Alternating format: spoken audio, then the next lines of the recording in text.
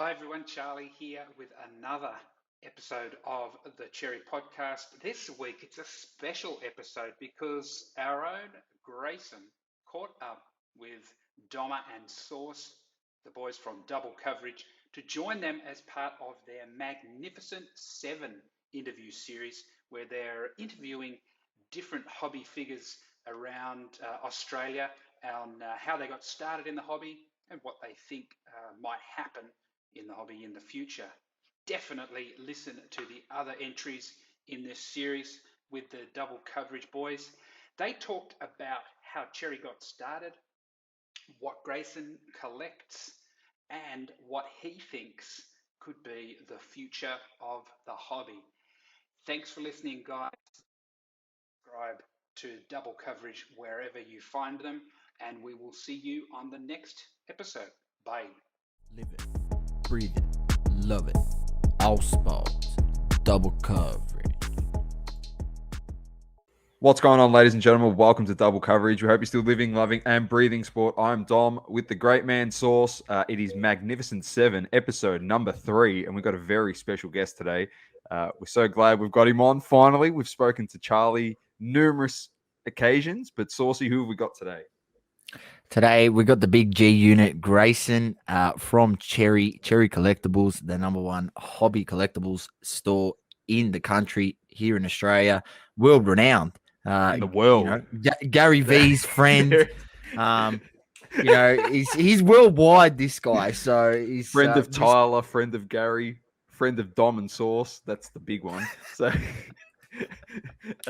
He's like, I'm checking out. See you, boys. How you going, Grayson? I feel like you should have some sort of Pitbull song going to introduce me or something. I'm good. Thank you, fellas. Thank you for having me on. Sauce, I've not met you many times, but Dom, I've known you for a long time. Yeah, hopefully good things. I was the quiet one when I came to see you. I never used to run my mouth. So, yeah. All right, let's get straight into it. Let everyone know how you got into the hobby, Grayson, and then obviously we can talk about Cherry. Well, I just mentioned to you prior to jumping on that I've got a terrible memory, and I don't particularly recall exactly how I got in. I remember a few different things. One of them was some packets of Batman trading cards. Another was the Fleer Ultra X-Men trading cards, buying them at the news agency. And then I remember getting a packet of Upper Deck special edition, the one with the behind the glass in it. And I did really. Yep. So I got a Jordan behind the glass in that first packet of that. And as far as I can kind of tell, without like sort of spending a huge amount of money on therapy, that was what started the ball rolling. Have you still got that card? The Jordan? I don't have that card, but when we opened the store in Dockland, someone bought one in really early on, and I bought it. It was beat up, and I had that on the cash register the whole time, just to kind of like on bad days, and there's plenty of bad days, even during a hobby surge. You've got to start your day at like 4 a.m. to deal with US suppliers and partners, and that means that by 6 or 7 a.m. you can already be in a rut. It would just remind me of like why I enjoy it and why I started, and perhaps why the next person that comes in the shop is going to enjoy it too. And then we've done. We've been lucky and we've done quite well. And I bought that as a PSA 10. Nice. Like a year and a half ago. I like it. That's sick. What do you enjoy collecting across the board? You've got various different collections and stuff that we've seen, you've spoken about, but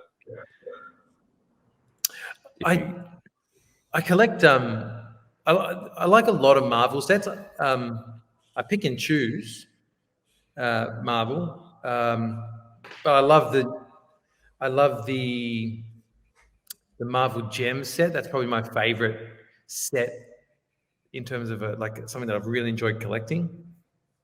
I love short printed variants that aren't numbered. I love cards that are relevant to the people that I love. So whether that's family or whether it's people that I've met, like I'll have like a Bruce Campbell autograph and I've got a Gary V autograph, and I've got the Daisy Ridley's first autograph, which I paid big dollars for because I sat with I think it was Brian Gray, and I don't know if he organised her to be a signer for Topps, but he certainly seemed very aware of like the contracts, etc., the numbers. And he was just chatting away and talking about ins and outs of the hobby, and he mentioned that she demanded more money than Steph Curry per autograph, and that it would, I think at the time, was the most expensive female actor autograph ever. Wow. Yeah. Once again, this story is probably entirely false. My memory's shot, but then a customer got one, and I was like, "Damn, that's that fucking auto. What do you want for it?" And the guy's like, I think it was like $1,500. None had sold, so I paid $1,500 raw, and then I think I saw it sold like about 2 days later for about $700. But it was. I needed the joys. That's the joys of the hobby as well. It's like tough that when stuff. there's no comps out there. It's you just no got to go. It's a guide. It's a guide, isn't it, Grayson? So you just got to bite the bullet sometimes, and that's happened to me on a few Magic Johnson autos. I mean, when I first came into the hobby, you could type on eBay Magic Johnson auto, you take your pick, you can buy whatever the hell you want. Even though he signs a lot for Panini, it's pretty hard to get your hands on him these days. There's that many Magic Johnson collectors out there; they get gobbled up straight away. So yeah, it's not an easy get. Definitely not. All right, Grayson, let's get into the big topics here. How did Cherry come about? Oh, how did Cherry come about? So let me think. I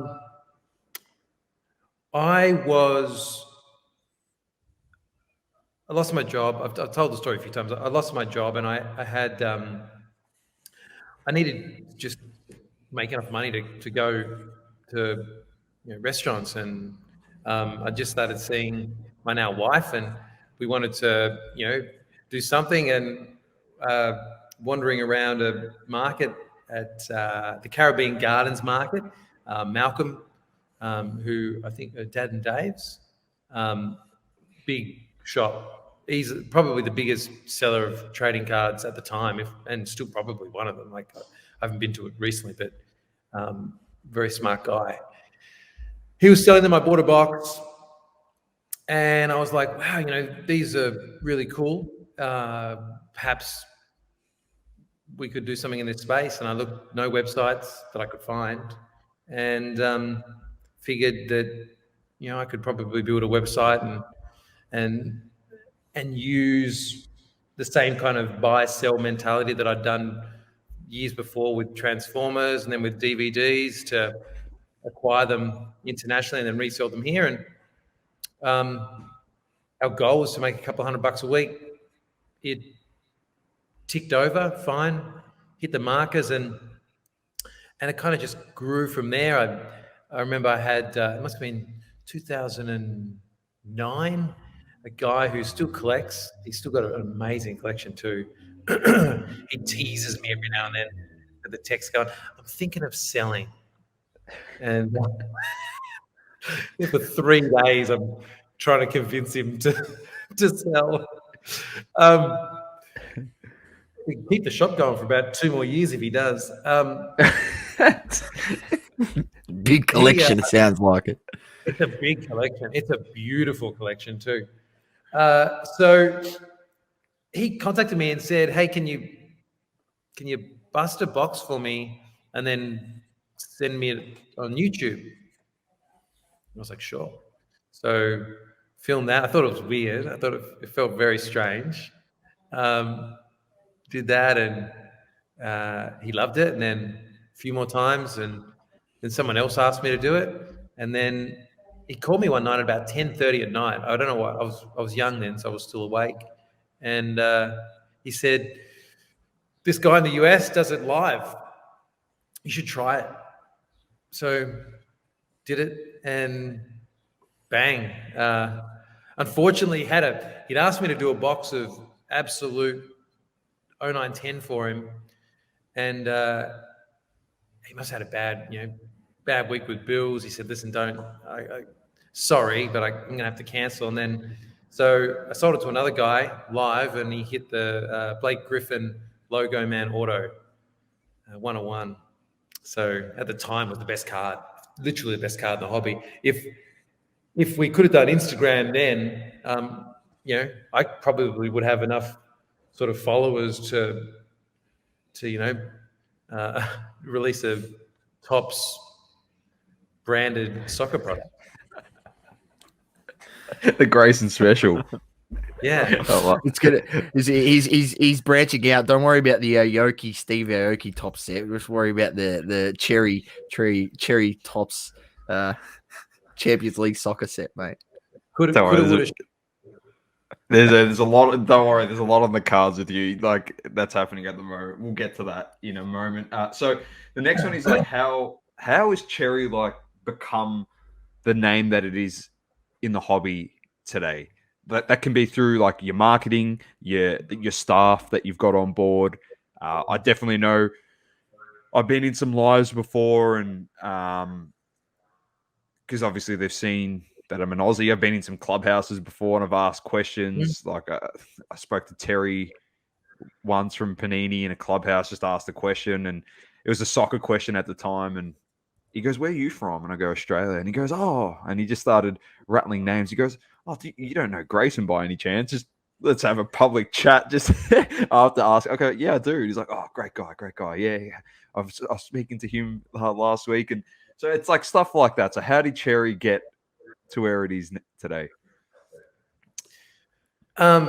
Just amazing people, and really valuing the relationships above anything else. And I mean, maybe that came about because it wasn't just business from the word go. And it's easy for me to say that it was all love, and it was really intimate, and that kind of made everything, I don't know, deeper. But a lot of these new guys that are starting up, they've got no runway. So they've got to go. It's got to be business from the word go, or they won't be able to sell the case or the box, and that's nothing against them. That's just the nature of business. So I got a lot of, during this period, of people going, this person's hitting up all of your members. They used to send them emails. Now they send them like follow requests and all that sort of stuff. And my attitude's always been like, well, good on them, because you got to hustle. Like that's the nature of where it's at, and that's a good thing. Like if that's where it's at, if that's where this is at, well then everything's working, because more people are wanting to collect, which is the only barometer that you can measure this by. If you measured it by like just Panini printing cards, it would make no sense, because there'd just be too many cards. Nothing would be worth anything. So we were there, in that real kumbaya stage, and that meant more time to chat about things with Panini, more time to iron out shipping issues, more time to develop, strategies to, build in value into breaks when there wasn't any, understanding the ebbs and flows of products and what works and what doesn't, what collations, if you can put a Kaboom or a Downtown into any product. Like you could literally take 91, 92 Upper Deck retail with nothing at all in it. If you add it in right now, if you like retrospectively add it in a downtown, well, it's huge. It becomes, $1,000, $1,500, $2,000 a box. So understanding that when you see it on a stell sheet, going, oh wow, that's big. That's going to offer real value, and buying lots of it early. So we learned all that stuff when we didn't have to rush. So that's probably what's put us in a good position. It's certainly not. There's amazing people. Within Australia, there is so much talent outside of Cherry that if we'd had that like at the same time, I don't know. Is Cherry just one of the many? I'm not sure. But we've been in a great position. We've got amazing people since 2018. Like my team, Josh Laker, Dale Edmonds, Blake Riley, Charlie Oxley. Like they're literally as talented as any people that I've met, outside of Brad from Leighton. Like Brad, it goes Brad from Leighton, then my team, and then like the rest of the hobby. Double coverage right underneath that. So we'll take that. We'll take that. Well, self-proclaimed, so it must be true now. So, no. But it's true, and you do a wonderful job with the marketing and stuff as well, and pushing out your hits now through Instagram and just promoting it. And I know a lot of stuff happens behind the scenes, and it's not just marketing and showing the hits; it's also the packaging and the sorting, the listing. There's so much involved. It's crazy. I don't think people actually understand how much.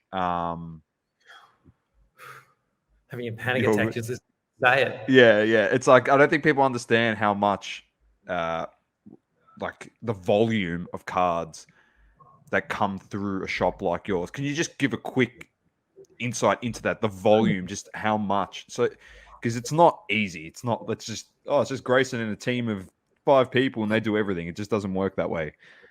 So, kind of does. So. How do I put this? When I started a card shop, when I drew my original business plan for a card shop, the reason I drew it, the reason I went that direction is because I really wanted to be in a card shop and be chatting to people like yourselves over the counter.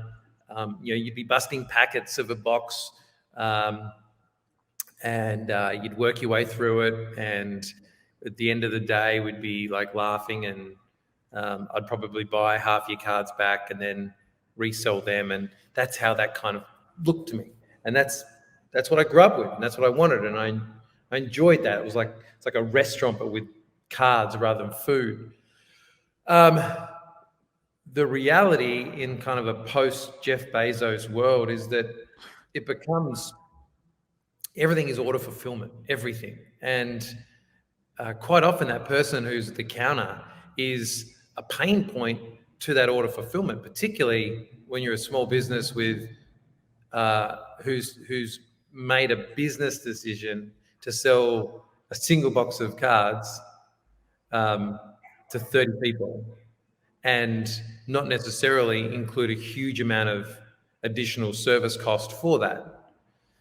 So you'd be forever just paddling underwater like a crazy duck to fulfill these orders, and whether that was a break order or a single box or whatever, it was really difficult. And people don't see the impact that modern e-commerce expectations have on traditionally low margin. It's like it's been a good margin for the last 2 years in products, but the reality is it's not. Compared to t-shirts, which also t-shirts have been popular the last 2 years too. It's nothing like those margins. You just drop ship most of those bastards. So we would have every one of my team would also manage customer support, and most people would be turning over 100 customer support tickets a day minimum. Dale would probably be he'd be pushing 300, maybe more. I'm not sure without having spoken to him. So you think about that. You take half a minute to respond to a support ticket. You think about how much time that takes out of your day before you actually do your core responsibility. It is a whole new world than what people think. And then the reality of a support ticket is that you actually get you actually solve someone's inquiry, and then they go, "Thanks," and that's another ticket. So Legit. like, oh, good. You're almost like, please don't respond. Please don't respond to my ticket. So the whole thing is different, and understanding that and understanding where people see the real value is important. Like just even having the inventory that we've got.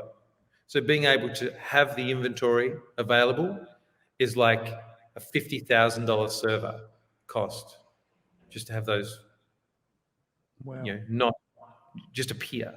So Yeah, so and that's something like I just want people to have that little bit of a snapshot into it, because it's not as simple. Everyone thinks it's just simple. Like, oh, Blake will get up there and he just rips boxes, and Grayson just sources the boxes, and then someone else will package all the cards and send them, and that's just the job. That's just how it works. And sometimes people don't think about like there's intricacies to everything, and it's full on. And that's why it's a business. It's not like some, I don't know, chop shop, but it's just like, yeah, we get this and rip the cards and just put it in a piece of paper and bubble wrap and just put it in a post box. It doesn't work that way. There's a lot more involved.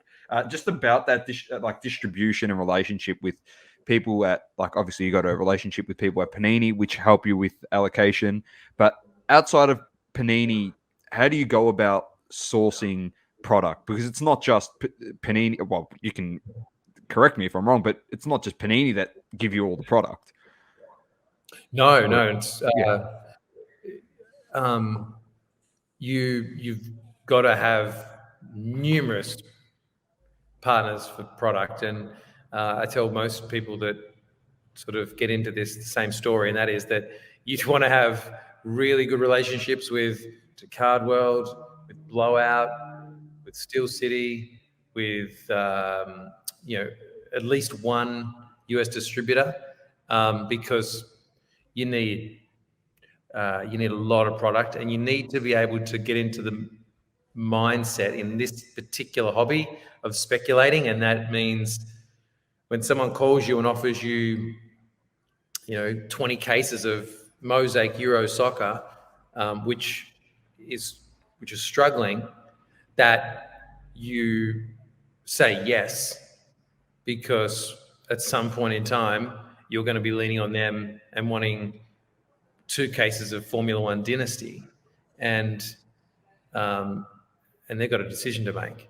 So it is a very difficult space, and it's always been hard. It's gotten near on impossible in the last probably 3 months. Ever since Spectra Basketball this year, supplies just dried up entirely. So, you've got to. I remember. I'll tell another story that will be factually incorrect, so please don't come after me in the comments. I was sitting with one of the top guys at the Card World. It's been 2017-ish. And he just made massive purchase. He bought out an inventory of, I've already forgotten what the product was, of preferred basketball, I think it was, 16, 17. It was one of the worst products in the sense that you couldn't really get anything big in it. And it wasn't preferred. It was another. It was triangle cards. That was the rage back then. Preferred. It was another one, but like Ben Simmons was its only redeeming factor. Might have been limited. Ben Simmons was its only limiting decent factor, and even that was very, very shallow. There was just no upside to it whatsoever. And I was like, why? Why would you have bought that? Like, that is literally, when I look down everyone's inventory sheets, it's the first one that I draw a line through. Like, not interested. There's no chain of events. Like, Ben Simmons could literally, LeBron James could literally, like, you know, have a Freaky Friday. Like, he could change abilities with Ben Simmons, and this product would still be no good. And he said, because you need to have product. You just need to turn over whatever it is. Like, you can't think along the lines of it, of how great this product is. You need product, and that product was the exact right price point for my customers, for their average basket size, and that's what you need to do. You need to have that type of thing. So it changed my mindset a little bit to realize that there's what you want and then what you need when you've got particularly an e-commerce business, and that helps a little bit now because the products that you want are they're either unattainable or they've gone to the point where they no longer offer value. So that's important. Is that the mantra that you took when you bought out the Chronicles Soccer and you just kept busting them Uber ride after Uber ride? You just had that much of that stuff because someone just came to you and goes, you know what? Here's 30 cases of it. I'll take it all, mate. And then you hit the jackpot because they started skyrocketing after that. They did. Well, that's not hitting the jackpot. That's called hating myself. Because I was occasionally get a product that I feel like, so we broke down like 2 cases for singles, and I was like, every box in this is loaded. Like, this thing is fantastic. And no one was buying it. No one was touching it. And so I just, like, when I'm leaving and wanting something to make me feel happy about the day, I'd grab a box on the way out, and because I had so much of it, no one was touching it. And then I eventually got through the majority of it, and then the price went up. And if I'd kept it, I probably could have sold it, made a killing. But I've got a lot of nice Chronicles singles, so win-win. Definitely, it made for great content too. Like in an Uber, ripping a box. You've got, the question is, like, I know you did a pack war with Anthony Collects, one of our good friends. In an Uber, but the real question behind it is, what does the Uber driver say to you, Grayson, when you just rip out a Chronicles box and say, hey, I'm just going to rip a box here on a IG Live? Most of them don't talk. I'm a massive fan of Casey Neistat. I love his YouTube vlogs, and I had this, when I first did it, I had this kind of thing where you'd hop in and you'd have a really good relationship with the Uber driver, and they'd get involved and they'd be funny, and I tried it once, and the guy was just like, what no, and it's just like, oh no, this is going downhill so quickly. Like, so it's easier just to say, sit in silence, mate, just drive the Uber. Yeah, I'll take care of the rest. I think someone's going to report him for something, like he's panicking, he's not watching the road, I'm going to crash in a minute. So I just was like, nah, just do it quietly. Uber driver, I think Uber drivers, you just need to understand, if Grayson's ripping, you get involved, and you just celebrate on a big hit, you're guaranteed to get a 5-star rating from Grayson, regardless. Yeah. So get involved next. There wasn't many good hits. I got like 2. I think I did like 2 or 3 that were good ones, and the rest of them were bad. You got some Fati's, I'm pretty sure. Then you got some Untitled Fati rookie tickets in there, and I did. Sure. I actually grabbed 2 boxes one night, and I thought, nah, just do one. Like, you're going to go broke if you take 2 boxes. You're just going to go broke. So I grabbed 2, put one on the bench at the store, and then left. And then the next day when I came in, I opened the one that was on the counter. So in the end, it didn't matter. And it had Fati cracked ice in it.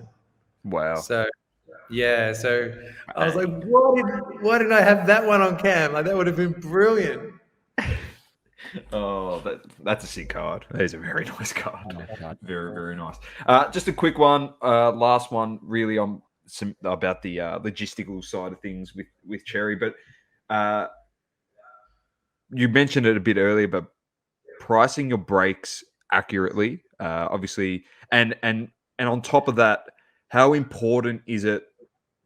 And I'm paraphrasing someone here because they spoke about this and they actually mentioned you in this sentence when they said this. But how important is it also when after you've priced your breaks, but also to break product on release day?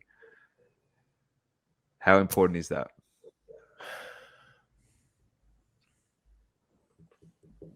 I don't know how important it is. We've always done it. A product's a product. If a product's good, it doesn't matter what day you break it. Potentially, if you waited, you'd probably be able to sell it for more. Certainly, in the last few years, you probably would have. So as a business, it probably better to hold it. In terms of eyeballs and all that sort of stuff, I don't think it's that important. I feel like people overemphasize like a moment. Like Gary Vee comes into your store, oh, the whole world's going to change, and it doesn't. It's great, it's fantastic, but it's more fantastic on a personal level. Like you feel like, wow, we've done something that's good, and everyone is energized, and there's certain things that come with it. But heaps of people watching your first break of a product, it's not that important. Okay. And what was the other part to your question? Pricing breaks. Pricing is very important. And you get the pricing wrong. You get the pricing wrong. You either go out of business really fast, or you just have too high a churn of customers. So breaks are interesting in that a churn of customers is inevitable because there's always going to be a higher percentage of people who probably feel like they didn't get what they wanted, particularly in random breaks, which we try not to do a lot of, and that then got what they wanted. And so there'll be a certain level of churn. If you increase that churn by not even being able to deliver value to the teams that do well, then your churn will be too high and you won't be able to, there's no sustainable way of breaking. And the most important thing with pricing breaks, particularly early on, is to look at the market and make sure that you're pricing it in line with industry leaders. So like you want to be pricing in line with Leighton, Mojo Break, Real Breaks, and then you know that what you're doing is somewhat sustainable. Half cases and cases. Also, you can ask Grayson. He's here now. You can ask him. Just give him what he wants, Grayson. That's he's like. I need to ask him. I miss the half cases and cases. They're not as frequent as they used to be, and I think that's just got to do with the fact of so much demand for product. It's just not viable to do those case breaks so often as what they used to be. I mean, like when I just first came in 2019, there was like you would pretty much half cases and cases were a regular thing, but as the hobby's gotten as it's gotten more and more. So what you do a case break, you're limiting yourself to, let's say, 30 spots. So you've got 30 customers. They're all going to be into it for a higher price point. So you're less likely to deliver them the value that they're looking for because their investment is so much higher. And you've got 30 people, essentially, let's call them on your mailing list, 30 people who are going to churn through. So you're going to lose, let's say maybe 25 or 20 of them in a short period of time. Whereas if you've got a case worth of single boxes, you might have 150 customers. More of them are going to have a slightly better value proposition.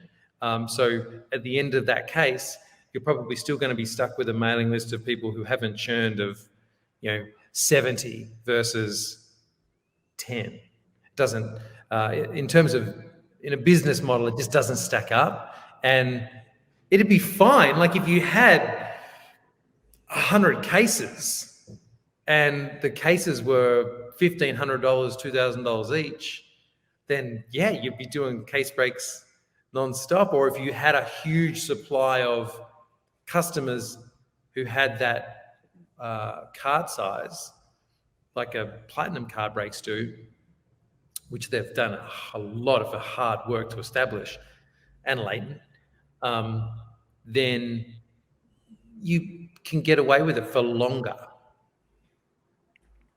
Yep. There you go. StockX. Partnership there. Obviously, you released your repacks through StockX. Mm-hmm. What's the future of that partnership hold for Cherry Collectibles? They want Logan Paul, Post Malone, and me. And at the moment, I want to see another zero before I commit. But no, they obviously don't want that. Is that in a boxing match or ripping cards? So I'm not sure where you're going with that. So Grayson versus Post Malone. A lot of people would enjoy watching Logan Paul just knock me out. That'd be so. The StockX thing, how did it come about? So they opened up in Melbourne and the distribution center. And they haven't got that many authentication/distribution center. They opened up in Melbourne, and I happened to see the email, and it was like, oh, that's really cool, and it's just down the road, like literally a block and a half from us. So I said, hey, well, would you guys like a really cool Tom Brady card and some Panini packs to give to your people that rock up? And they were like, that'd be so cool. So went there, chatted. They're really committed to trading cards being a priority on their platform. And so they said, did I have any ideas that I thought would work in that space? And yeah, other than, me and Katy Perry doing a live break, a repack product was easier to organize at short notice. And so we went that route. And it's been really interesting, learned so much about merchandising that we haven't had to know, because everyone kind of just tunes in and they go, well, I know what I'm getting with Cherry, and I know what I'm getting out of a Cherry repack versus another repack. So that kind of baked in knowledge and trust is out the door when you try to sell something, to Germany and to China and Southeast Asia. And so understanding that, no one knew that this product has got a 7.5 or an 8 Jordan rookie in it. And I just kind of was focused on, let's just make the packaging look really cool. Whereas I really should have just put a massive, big Jordan symbol on the front of it and said, find this. Legit, you could have done that. People really want to know that sort of stuff with repacks, which is what I've known. Especially obviously not putting there's some people out there that might only do 50 in the run or 60 in the run. I mean, I'm guessing yours was a hell of a lot more than that. So you can't put a full sell sheet together, but putting the 10 main hits that you might get out of there, that I think that's something that people want to see. It's generally most people are want to see that in terms of repacks. And the few that I follow that do it well, they actually do a full sell sheet. So, but they obviously their run is only like 50. I think there's only like 50 in there, graded cards or whatever it may be. So, it's interesting you say that. You did have a few issues with StockX. Obviously, seen it was across the socials, people overcharging. I don't think that was anything to do with you, but StockX platform itself sort of having a bit of a moment. Yeah. So there were a few elements there that made it go awry. I actually changed bank accounts, or I changed bank details because I moved state, and that threw up an error that hadn't come up in testing because I didn't test. Well, I tested when I was in Melbourne with that bank account, then when I moved, so it basically just thought that there was some fraud going on. I only did it for 15 minutes because it was a fraud trigger. It affected some bank accounts badly. And so that became a customer support issue that we needed to address, or that StockX needed to address. And normally we wouldn't have even been involved in that, but because we were so intimately kind of into the project or invested in the project, we tried to manage it as well as we could. But the overall feedback was just phenomenal. Where it sort of sat in the list of kind of exclusive drops was really like amazing. The names that we were amongst was really cool. So there's a lot to like about it. And what they want to do in this space, I don't know if you've seen, but they did a Pokemon Celebrations drop that was like 1,500 units. They did one with Magic the Gathering, and that was the Post Malone one, which was huge as well. They're serious about trading cards. They're not trying to sort of lead anyone astray. They want to invest, then they are investing in the space. And when you get billion-dollar companies that are going, we want to be in your space, like that's a really good thing. And it kind of means that you have to accept that the space is going to change a little bit as well, because, you know, Michael Rubin is going to want to do things differently, and Josh Luber and whoever, Nat Turner, they're going to want to innovate, and that means that something the old way has to change. 100%.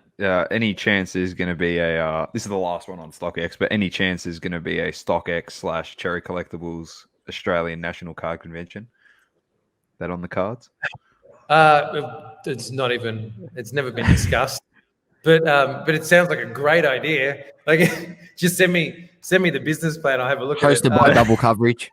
No. No, you can't put us on there. If you put us on there, it's not happening. So I'll say Cherry. With your repacks, with the question about repacks, it is really important for people to understand that Panini, Topps, Upper Deck products are like up here in terms of what people should invest in, because that's the true product that it gives us the experience. They've put the marketing dollars in, they've put the product development in, they've invested in the licenses and the assets. That's like up here. The second best thing you can do is collect what you want to collect. Go onto a platform, StockX, eBay, ComC, Burbank, Cherry, get the cards that you want to get. That's the second part. Repacks are like right down there, and they suit a very small niche of people that are specifically looking to collect a certain type of thing that maybe they can't get their hands on anymore, or you can't find a box that's got a Jordan rookie in it. You can't find a product under $3,000 that's got a Color Blast of Zion in it. So like that's kind of the thing. Too many people who do buy them think they are getting those two at the top. They either think they're getting a Panini product or a single off eBay, and it's not the case. We're lucky that we can produce what we would think are incredibly good margin repack products, because we capture the margin as a circle, that we buy it off people like your cousin. at a rate that is a good rate. That person's spending money with us anyway, so it works out for everyone. And then we're able to include it. There's no extra margin. It's not driving our business. It's just helping us move that circle faster. So, yeah, I would be very wary of person X doing repack on eBay, and that's all they do. There can't be value in it. It's impossible. 100%. 100%. It's good that I'm just glad that I planted the seed about the card convention in your head now, so you can go think about that when we get off this. So that's there you go. Make in a there. note. There we go. He's getting. I'm just glad because it's probably going to happen now. No, how do you think Fanatics? We'll get into some hobby talk now, just quickly. How do you think Fanatics is going to impact the hobby? You can relate it to yourself with Cherry as well. I think really positively. I think that there's clearly a big company with a lot of money that is paying a lot of money to the leagues, or potentially going to be paying that money to the leagues, and therefore is going to need to create and innovate a lot of different things, which I think is generally brings with it a lot of good, because if it doesn't, it generally changes really quickly to bring good, or else it is not successful. So I think that I think that this issue we've got regarding supply, not that Panini couldn't fix that in a 5-year window, because I think Panini are incredibly talented, and there's certainly, it's not like these new people are coming in and they're smarter. It's just that it's probably 4 or 5 years away from it actually being fixed anyway. Yeah. So I think that that in time, that supply issue is going to be the big fix, and that means bringing in a huge amount of new products that are that don't impact what we'd call the hobby short printed values. I like it. Do you think Good they have a answer. true possibility to? It's naive to say that the redemptions would be a thing of the past, but do you think that they could improve lessen the amount of redemptions that would be in a product, especially with their licensing, with memorabilia signings and that sort of stuff? No confidence. It's just not possible. Like they'll be at a disadvantage, because by that point in time, players will be paid. The Players Association would have already significantly increased the salaries of the players, and you're asking someone who's on $100 million to that you're giving them an extra $5 million, and can they please sign 25,000 autographs on Sunday when they could otherwise be at a bar with the 3 girls they've met off TikTok. Like, it doesn't make any sense. Why would you sign that stuff? I wouldn't sign it today. I'm busy today. There's no way I'm signing 10,000 cards today, and I'm not on $100 million. I'm close, but I'm not on $100 million. Are they going to get you in it? Surely they're going to get you in an Allen and Ginter products soon. Grayson, 100%. Grayson from Cherry. I think so too. It's going to be a dual auto, you and Gary. Just put it on there. Come on, just get it done. No, dual autos are shit. But well, you don't want to devalue Gary's auto. You're right about you go on there. God. I love it. On that scrub that's on the LeBron rookie dual auto. What's the guy that was in that year, Milicic or whatever his name is, in 2003? He's good. There's a scrub that's on a heap of his cards. I can't remember his name, but oh man, it's crazy. Thoughts on the state of the hobby at the moment as we stand? Quiet down. It's booming. A lot of people just dropped off and they think it's the end of the world for the hobby, and we're just like, okay. Yeah, a lot of people they're just like, I think it's because they've transitioned into like the whole NFT space and the crypto space. Like, the part-timers, as Sauce and I call them, the part-timers in the hobby. Like they came for the cash grab and now they've gone, and they'll come back when it starts booming again. But we don't find that issue. We reckon it's gone pretty well here in Australia. Like, we've spoken to some people over in the States, and they said, yeah, like the news-wise is quieting down, but the cards haven't. There's like record sales every day. So yeah, no, I think the hobby's really strong, and I think that, you know, when you're getting license, pardon me, when you're getting license updates like Panini's got WWE, that's so exciting. Like, for this region, where WWE is huge here, and it's a global brand, and Panini have shown historically they've done global brands really well. That just, you know, gets the stokes of fire. And I know that there's some other licenses that aren't far from releasing that are really cool too. So I think that there's probably a little less fuel in specific fires because people have fragmented their spend across a range of different products. But we're still sort of, you know, in the third quarter. There's still a fair bit to go in this push, and I firmly believe that it won't be until like the end of the World Cup next year that we could probably make a call as to whether or not the peak is over or not. you're not on the same belief as one of your dear mates, Vegas Dave, that it's going to shit. Listen, I don't disagree with what he says that much, but it's fun to. And he's more sensitive than I anticipated for someone who brings it on himself. Like, if you throw haymakers, you better, you know, be ready to put your defense up because they're probably coming back. So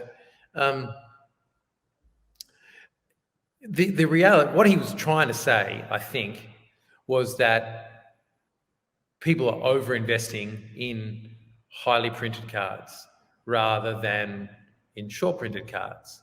And he wasn't wrong. I know. That's, yeah. Yeah, like, yes, they're all going to... I don't want to make this like a Vegas Dave podcast, but like, funnily enough, Luca Tigers Bronze interviewed Oahu Sports Cards, and he's actually a really, really good friend with Vegas Dave, and he gave a bit of an insight about him, and just like how he helped him buy like all the Mike Trouts at that time, and he was just really just throwing shit at the wall and hoping that it would stick. Because he was new to the space, and obviously with his platform and he's got a bit of controversy about him, but he actually gave a bit of insight in terms of his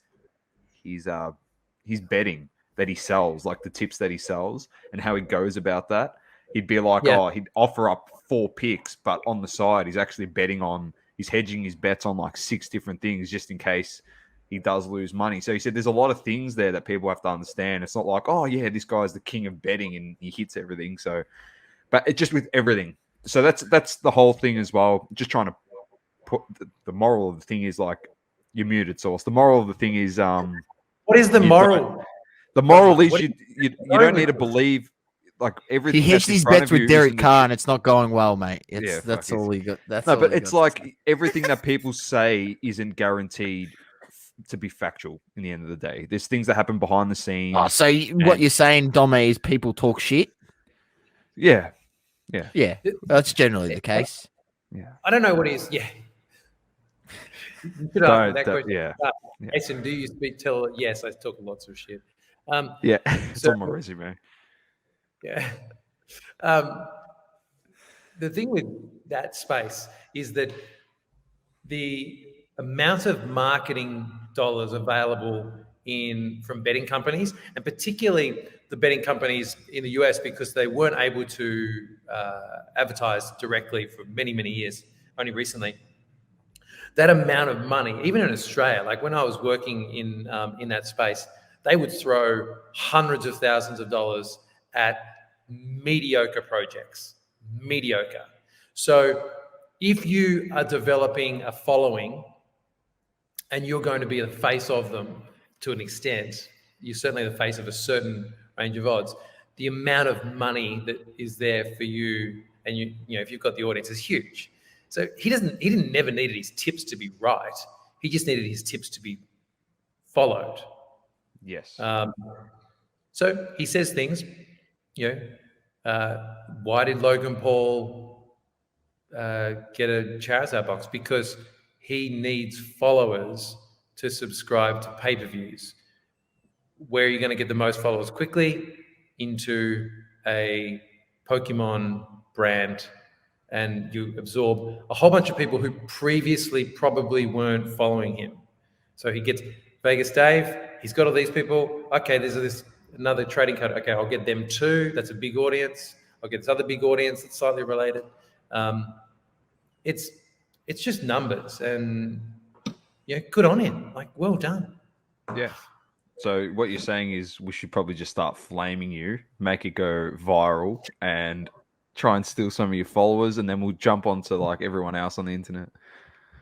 I will set fire to this Shane Warne rookie card right now.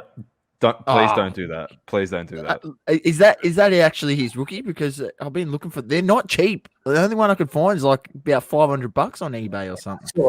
I've already told you that I lie a lot. Now that is not his rookie card. Honestly, we should have teed this up pre-pod. We could have all burnt a card on the podcast. That could have been pretty interesting. I would have pulled out one of these. I would have burnt a Wayne Carey rookie card.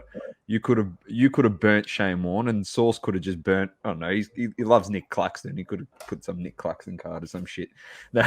So I don't know. It is all to get views, and so I completely agree with you. But he wasn't wrong. Parts of what he said was wrong, but not everything was wrong. But I understand where you're coming from with that as well. All right, let's move on. Underrated card set, or a product. Underrated card set, or a product. Underrated. The most underrated product is Breakaway Prism Soccer. It's more rated than it previously was, but it still remains the most underrated. A set, most underrated set. I think that the splash insert and optics are a really nice set, albeit I don't like the fact that it's got so many variants. I think the Galactic variant in NFL is underrated. Got a really nice Mahomes one that people kind of want to buy for 400 or 500, which is the comp. But I want like 1,000.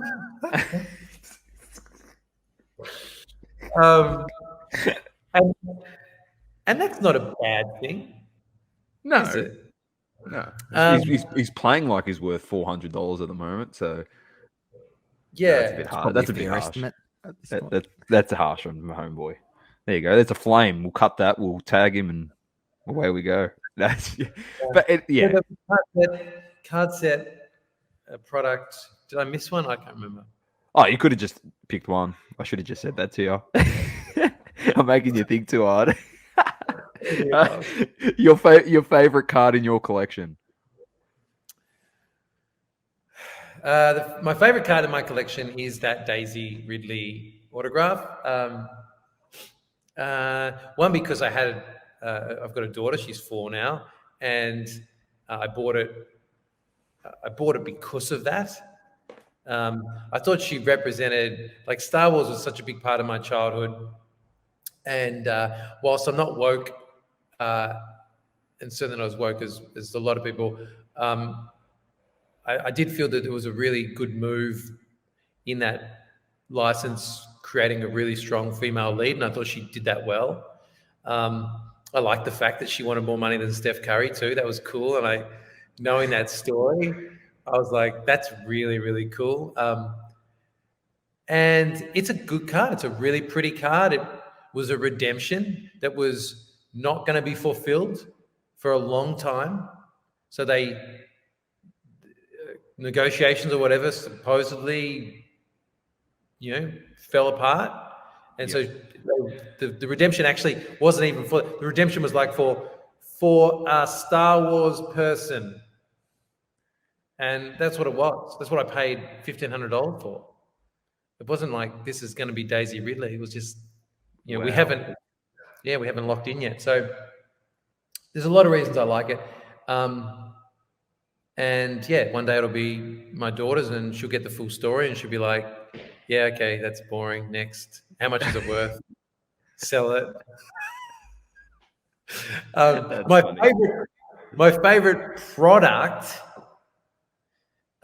in my collection is a box of 0304 Topps Chrome. And I bought two they were in a card world sale. Once again, if you're looking to get in this game and you're looking for supply, just buy off the card world. They've got great prices. They do great deals, great service, amazing shipping. They've always been who I've considered my biggest competitor in terms of when I'm looking at pricing and all that sort of stuff. And I got 2 boxes in a sale from them. Biggest mistake I made was selling one of them for like 4 times what I paid for it that next week. I listed it. It sold. I was like, damn.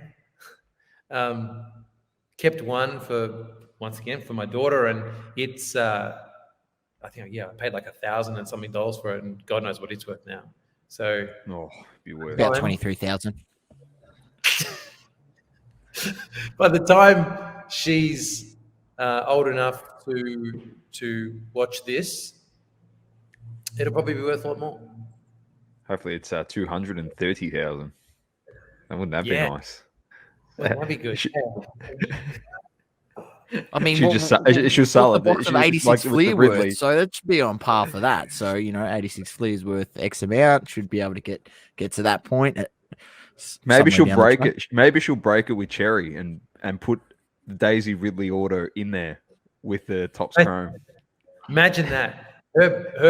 Imagine her breaking with like a 40-something Blake just sitting there. His big butcher's hands going to town and a bit of food on his shirt. And Blake's confident here. Poor Blake. Future of Cherry. Obviously, you're currently at a new location, but what else is in store? Lots and lots. There's a new store in Melbourne that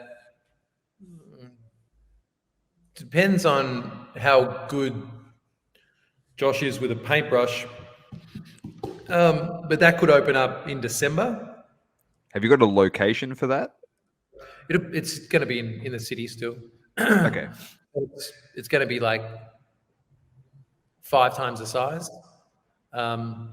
And bring back the walk-in experience, Grayson, because I missed that. I missed that at Cherry. Bring back customers, yeah. So that'll be really interesting. A bit of a mix between like Burbank and Real Breaks, and I think people will really like it. We've got a whole bunch of services. We want to get Dale into like a van and have him sort of go around Australia and buy collections, and that'd be really, really cool. One, just seeing Dale driving around in like some A-team looking fucking thing. Big and you're gonna have to make a vlog series. Cute series on it. Think of a nifty name and Dale Down Under. Just put it as Dale Down Under. Yeah, we want to. I mean, we want to be great at whatever we do. Like that's every time we look at anything strategically, we want to be the best at it, and so we want to do that. We want to have the best services for people that want to sell and grade their cards available at Cherry. So there's a lot on the table, and we'll work towards achieving that in the next 5 years. I like it. So you've permanently moved back to Tassie, or just for the setup for the shop? Permanently, yeah. So Permanent. Nice. Yep. This Back is home. my home, and this will give me an opportunity to run the store that I wanted to run, in the way that I wanted to do it. And we'll see how that goes. And then this will be the footprint for more Cherry stores. So we'll see what works and what doesn't, because until you try something, you don't know. And that's one of the things that I really had as my kind of North Star, and that we've always tried things.